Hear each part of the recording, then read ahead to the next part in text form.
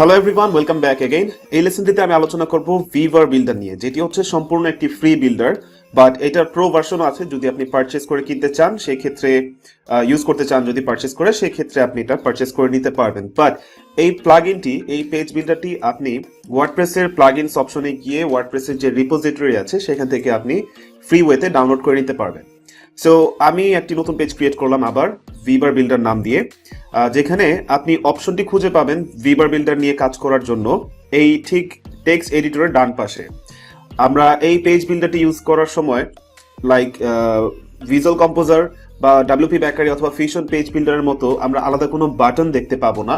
এখানে ট্যাব আকারে আপনার টেক্সট এডিটরের পাশে ভিভার বিল্ডার নামে একটি অপশন দেওয়া থাকবে। সো আমি এখন এটিতে ক্লিক করব। সো আপনারাও যদি ক্লিক করেন তাহলে এটি নর্মালি লোড হবে, লোড নিয়ে আপনাকে লাইভ এডিটরে নিয়ে যাবে। আনফরচুনেটলি এটার ব্যাক এন্ডে মানে ড্যাশবোর্ড থেকে এডিট করার কোনো অপশন নেই। আপনাকে সরাসরি লাইভ এডিটে মানে লাইভ পেজে এসে এটাকে এডিট করতে হবে, মানে এই পেজগুলো নিয়ে কাজ করতে হবে।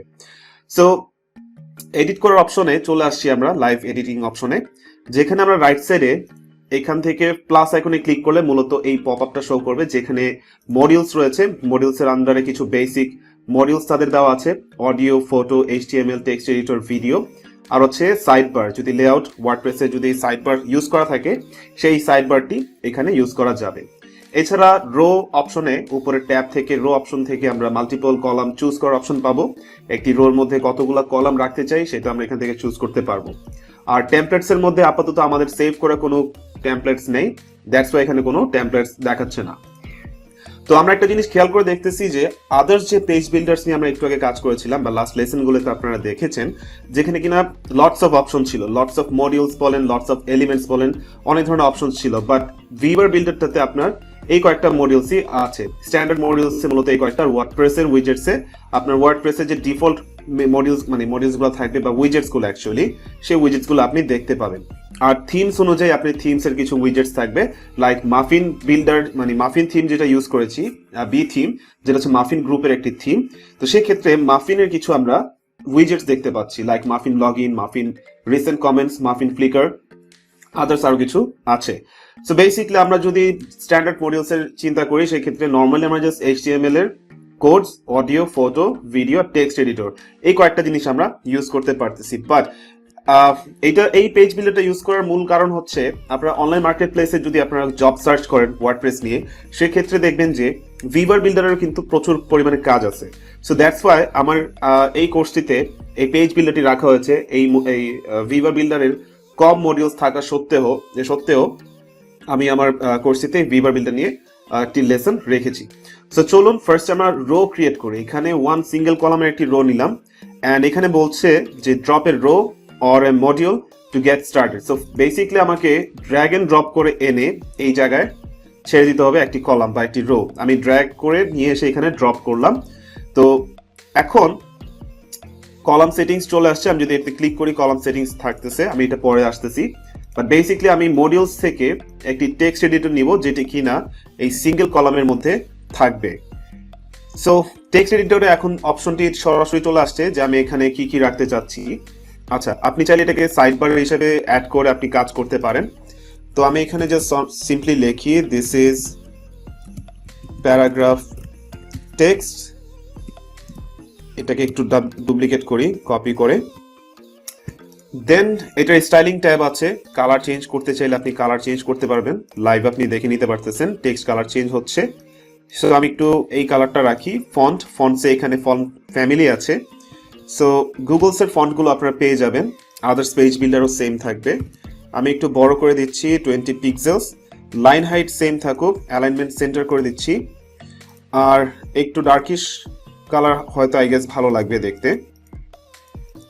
এটা পুরোপুরি আপডেট হয়ে গেলে, যখন এটার কাজ শেষ হয়ে যাবে, সেভ ক্লিক করব, তখন আই বিলিভ এটা যে ট্রান্সপারেন্ট কালারটা দেখাচ্ছে সেটা থাকবে না। ওকে, এটা পপিন্সের যেই ফন্ট ফ্যামিলি আছে চুজ করা ছিল, সেই ক্ষেত্রে আমার ফন্টের ওয়েটটাও চেঞ্জ করে দিতে হবে। থিন বলে এটা এরকম লাইট দেখাচ্ছে, অনেক থিন, তারপর এক্সট্রা লাইট আছে, আমি নর্মাল করে দিই। সো আপাতত নর্মালি এটা সুন্দর দেখাচ্ছে। তারপর স্টাইলিং অ্যান্ড স্পেসিং এর মধ্যে আরো কিছু অপশন আছে, লাইক এইটা আই গেস লেটার স্পেসিং, হ্যাঁ এটা লেটার স্পেসিং দেখাচ্ছে, আমি এটা কেটে দিচ্ছি, কিছু রাখবো না। আপার কেস, তারপর হচ্ছে ক্যাপিটাল ক্যামেল কেস, তারপর হচ্ছে লোয়ার কেস, এই জিনিসগুলো এখান থেকে সেট করতে পারবেন। সো সবগুলো আপার কেস করে দিলে আপার কেস হয়ে যাবে, নর্মাল থাকলে নর্মাল। ডেকোরেশন, টেক্সট ডেকোরেশন যদি আন্ডারলাইন দিতে চান আন্ডারলাইন আসবে। সো এগুলো হচ্ছে আপনার মূলত টেক্সটের এডিটিং এর অপশন।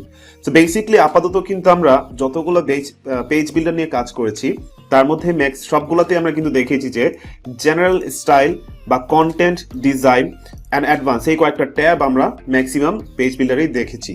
আর ভিভার বিল্ডারের সাথে আপনার এলিমেন্টর পেজ বিল্ডারের খুব বেশি একটা মিল রয়েছে, যেমনটা এখানে আমরা দেখতে পাচ্ছি। স্টাইল এবং অ্যাডভান্স ট্যাবটা আপনারা সম্পূর্ণরূপে সেম দেখতে পাবেন। স্টাইলিং এ আপনার স্টাইল অপশনগুলো থাকবে, অ্যাডভান্সে আপনার মার্জিন, প্যাডিং, স্পেসিং, তারপর হচ্ছে আপনার আরো বেশ কয়েক কিছু অপশন থাকে এলিমেন্টরে, যেটা আমি নেক্সট লেসনে আপনাদেরকে দেখাবো। এখন আপনি যদি একটি কলাম মানে একটি রোতে আপনি যদি 2টি কলাম বা 3টি কলাম রাখতে চান, এখানে আমরা মাফিন বিল্ডারের মতো কলামের সাইজ কম করে অথবা আপনার যে ভিজুয়াল কম্পোজার ছিল বা ডাব্লিউপি ব্যাকার ছিল সেই প্লাগইনের মতো পেজ বিল্ডারের মতো আমরা এখানে কলামগুলোকে ম্যানুয়ালি ছোট বড় করতে পারবো না। তো সেক্ষেত্রে আমাদেরকে যেটা করতে হবে, রোতে গিয়ে আমাকে আগেই চুজ করে নিতে হবে আমরা এখানে কয়টি কলাম রাখবো। সো বেসিক্যালি আমি যখন রোতে গিয়ে 2টি কলাম চুজ করলাম, আমি এখানে 2টি কলাম পেয়ে গেলাম। অ্যান্ড আমি যদি এই টেক্সটটাকে প্রথম কলামটিতে রাখতে চাই, সেক্ষেত্রে আমাকে ড্র্যাগ এন্ড ড্রপ করে নিয়ে এখানে রাখতে হবে। সেকেন্ড কলামটিতে আমি যদি নতুন কোনো মডিউলস অ্যাড করতে চাই, সাপোজ এখানে ফটো, ড্র্যাগ এন্ড ড্রপ করে আমি সেকেন্ড মডিউলসে অ্যাড করে দিলাম। এখন এই ইমেজ আপলোড করার জন্য যেহেতু ফটো নিয়েছি, ইমেজ নিয়েছি, সেই ক্ষেত্রে মিডিয়া লাইব্রেরি চুজ করব, সিলেক্ট এ ফটো অপশন দেওয়া আছে, এখান থেকে আমি একটি ইমেজ চুজ করে নিব। সাপোজ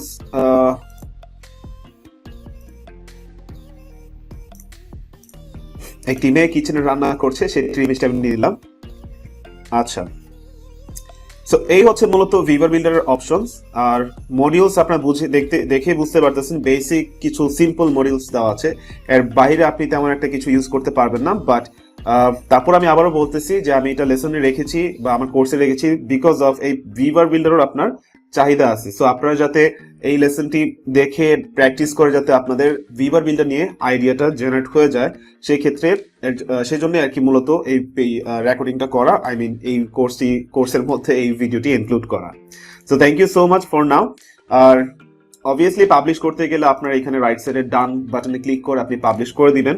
সো বেসিক্যালি পাবলিশ করা মানে হচ্ছে এরকম সেম টু সেম ডিজাইন করা। আর ভিভার বিল্ডার বিষয় হচ্ছে এখানে পেজ রিলোড নেয় নাই, আপনি সরাসরি যখন পাবলিশ বাটনে ক্লিক করেছেন তখনই কিন্তু এটা অটোমেটিকলি অ্যাজাক্স এর থ্রুতে সেভ হয়ে নিয়েছে। বাট আমার এখানে কোনো এডিট মানে পেজটা রিলোড নিতে হয় নাই, বা অটোমেটিকলি ওয়ার্ডপ্রেসও এই পেজটা রিলোড নেয় নাই। So thank you so much for now. ইনশাআল্লাহ নেক্সট লেসনে আবার দেখা হচ্ছে সবার সাথে। Thank you everyone.